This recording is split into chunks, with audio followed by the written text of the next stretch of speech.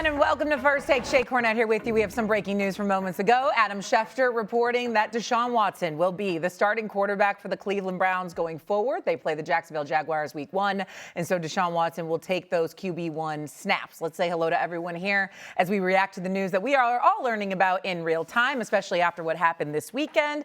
Hello, Kevin Clark, Dan Orlovsky, Kimberley Martin. Okay, Kmart, I'm going to go to you first on this because I heard you say this morning on Unsportsman, like you thought this was going to be a real possibility, even after the comments that were made over the weekend by Deshaun Watson, essentially saying that the fan base doesn't like him. I'm paraphrasing. We'll get more into that in a little bit. But nonetheless, he's the starting quarterback for week 1. Your reaction? I'm honestly not surprised. I thought this was going to be the outcome even before the press conference yesterday.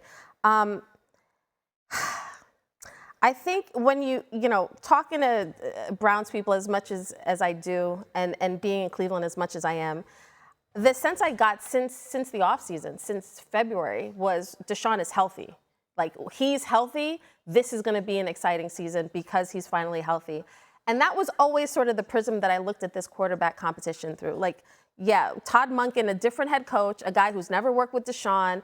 Can he be the guy, an offensive mind who we credited in Baltimore for, helping Lamar in this offense and scheming guys open? I thought Deshaun would be the guy. I think a lot of people felt like the press conference was like that was the end. He could never go in front of these fans again. And I just think for an NFL team, you're looking at it like he's been the best guy through camp competition. Maybe not the games, but through camp competition.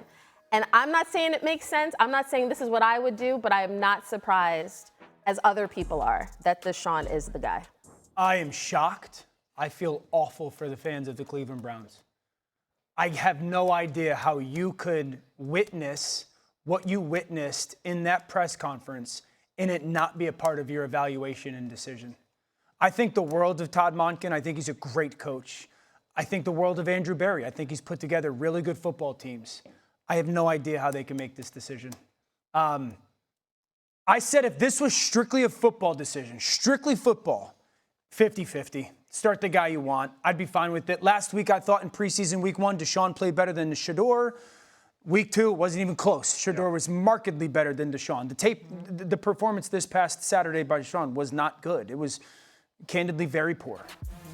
To have him have that interaction and make the comments that he made in a town, and Kimberly, you could speak to it better than I can, but like in a town, in a city, in a football fan base and franchise like Cleveland, and to sit there and be like, don't boo me, and it's more than just performance, the tone-deaf element of that, and then to name him the starting quarterback less than 48 hours out of it, I truly feel awful for that fan base because you can tell the fan base really likes Shedeur and wants Shedeur, and whatever reason why, I don't care. They don't with Deshaun. I'm shocked. I thought there was no way that they would name him the starting quarterback. All right, really quick, Kevin, before you go here, let's hear that sound that we keep referring to from Deshaun Watson. This came after the preseason game over the weekend. He was booed heavily when he took the field. Now, he didn't play well, but nonetheless, this was his reaction to the boos that he heard during the game. Here's Deshaun Watson. I think the whole world knows it has nothing to do about the performance. It's a little bit personal than that, so I think that's it's a disrespectful thing. Last time I played on this field, I tore my Achilles. And that same fan base, they cheered when I got hurt. So does that have to do with, what does that have to do with anything about performance? When a person get hurt, especially for your own city, and they cheer, it's a mental battle every day. I feel like I get more love on road games than I do home games. So if it is my spot and he does make me the name, maybe it's 17 away games then. I don't know. Does any of that make you regret coming here? No, I don't regret anything in my life.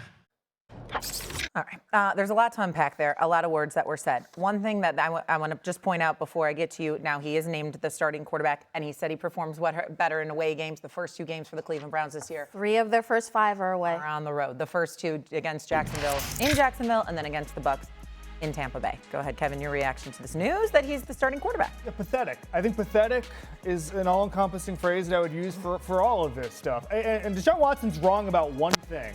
He's wrong about a lot of things, but he's wrong about one thing in this clip. It's not personal.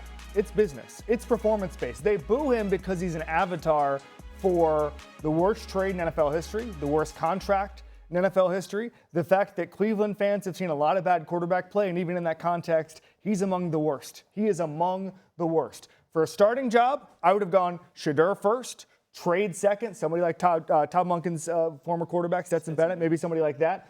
Third would be Dylan Gabriel. Fourth would be Dan Orlovsky. Fifth would be Bernie Kosar. Sixth would be Deshaun Watson. Okay, maybe you got you and Bernie. You and Bernie could do a little quarterback competition. I'd rather have that than Deshaun Watson starting, just for the Cleveland fans. Cleveland fans, as you said, Dan, deserve better. I don't understand how you can face the fan base. And maybe this is a locker room thing. Maybe there were veterans on the team who said we need to start Deshaun and give us the best chance to win. Fine, whatever. But I don't know how you can face the fan base and say this is the quarterback you deserve. In their minds, Deshaun gives them the best chance. In their minds. Is that what I would do? No. I would want to know exactly what I have in Shedeur Sanders. Because at the end of this year, I want to know, because Deshaun is getting off the books. I want to know if next offseason, I will go out and get a rookie quarterback, right? So I need to know what I have in Shedeur. But clearly, based on what they have seen throughout the offseason on the field in practice, Dan mentioned the previous preseason game, Deshaun played better than Shedeur. Yesterday, or Saturday, whichever day it was, Shedeur clearly outplayed Deshaun, but they're looking at the total body of work. At least that is what they are saying internally, and their actions tell you that they don't allow fans to dictate football decisions, or else he wouldn't be on the roster. We've never had a situation where, as Dan said, it's a coin flip, and the quarterback hates the fan base publicly. And then you say, okay, he's still our quarterback. Now, Todd Monken did point out, after all these words were said over the weekend, that press conference would have no bearing on who he was going to name the starting quarterback. I'm being dead serious. I'm being dead serious when I say this. Browns fans should not go to games. I agree with that. Why would I go to this game? But this is the tipping point, Dan? Yes. At some point, there has to be a tipping point, though, Shay. At some point, there has to be. And maybe I'm being solo in this, but to watch that press conference and to hear him say, I get more love in road games, what would you expect to love to come from? You went there. Now, the organization chose to give you all the money. Right. Sure. But you've played in 19 games.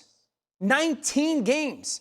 And then you have the performance, and you're standing there in the press conference with this attitude of entitlement in a way of, well, you guys should continue to support me. And it's like, as a fan going, we've done this song and dance, and the performance hasn't been good either. And to make that, if I was a Browns fan, I'm not going to the home game. No. I want Shedeur to be the starting quarterback. I want whoever to be the starting quarterback. I don't want Deshaun Watson to be the starting quarterback. And if we're going to sit here and say that the press conference will not have any bearing on the decision, and obviously it did not, I think that is a miss by both coach and organization. I think we're looking at it because we're all on the same page. I'm just saying I anticipated the Browns would do this. That's all I'm saying. We're all on the same page at this table, though, in terms of the lack of awareness, the aloofness, the lack of accountability that Deshaun Watson has shown throughout his entire Cleveland tenure. Because as somebody who was there for the press conferences, for the training camp practices, for the games, this fan base supported, a large percentage of this fan base supported him. Ignored all the other stuff and said crying when he arrived? Crying at training camp, if I recall. Said we finally have a franchise guy. Sure. And they thought they were going to get the Deshaun of 2019 and all that. And so for him to act like he hasn't had the support of this fan base, he was given that by a large percentage. This is not personal. This is football. This is because the play hasn't been good enough. Now, I think we're looking at the body of work that he's been in Cleveland. He's either been hurt or he hasn't been good.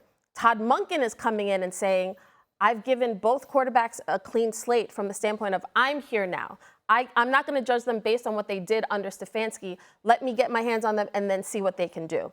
So while we are thinking Deshaun hasn't really done anything to earn the $230 million. He hasn't done enough to claim this is his team. And in that locker room, they don't have issues with him. So as far as like how can he get the guys in the huddle and how's he going to lead this team if he's worried about the boos? Internally, that static doesn't filter in. This is a fan situation, and I'm curious if fans will do what you are suggesting. I want to go. Which is not go, because that's when ownership says, okay, we got to change course because I'm selling seats too. Yeah. And if no butts are in the seats, we have a problem. The variance. I can only talk about the 2 preseason games that I've seen. So people and the writers that are there and the people that are covering the team on a daily basis would know better. But the variance between Deshaun and Shedeur in practice must be outrageous. Because if it was remotely close,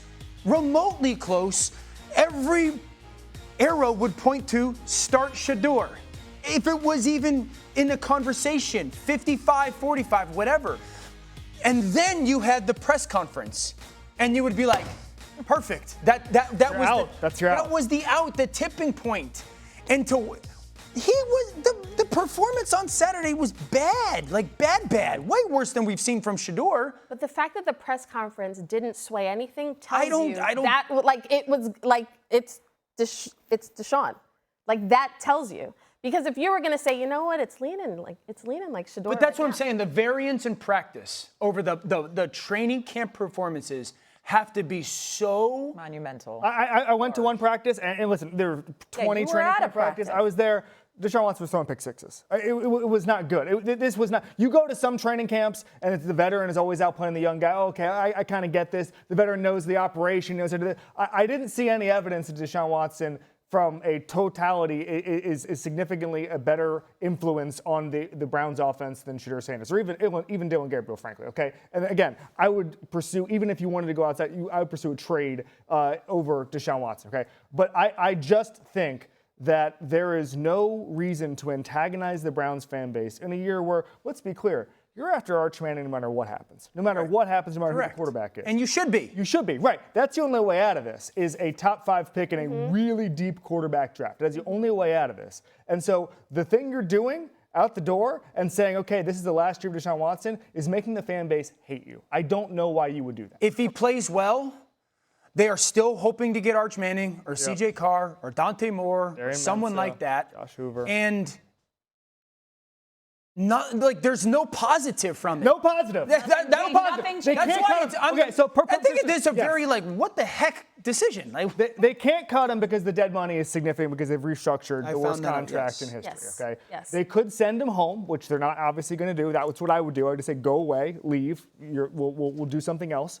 But I think that when you ask what would happen if he plays well, not a lot, because he's in the last year of his deal. They're not going to sign him to an extension. They asked him earlier in training camp, are you open to an extension? Like a week ago. Yeah, are you open to an extension? Excuse me? Everybody including the front, they want him out of town, okay?